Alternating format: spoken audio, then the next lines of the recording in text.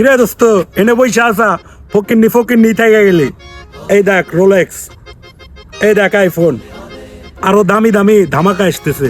এ বন্ধু, তুই এত দামি দামি জিনিস কই পাস? 3 মাসের জন্য গায়ে পাওয়া যাস, আবার 3 মাস পরে দেখতেছি নতুন নতুন জিনিসপাতি নিয়ে এসোস। এসব কই পাস? আরে বন্ধু কেবল তো শুরু, আরো নতুন নতুন ধামাকা দেখবি। এবার যে গায়ে বাজামু দেখবি যে R15 নিয়েছি, বুম বুম বুম বুম।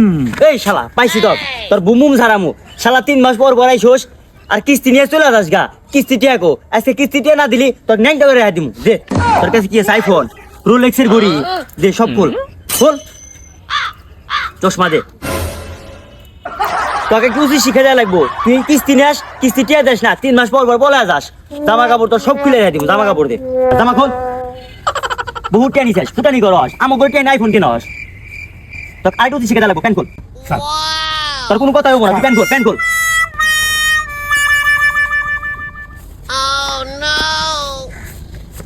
তুই করে কিছু হস নাকি? না ভাই, না না। ঠিক আছে। ও এরই তাহলে তোর বিজনেস, কিস্তি টাকা নিয়ে ফুটানি করস।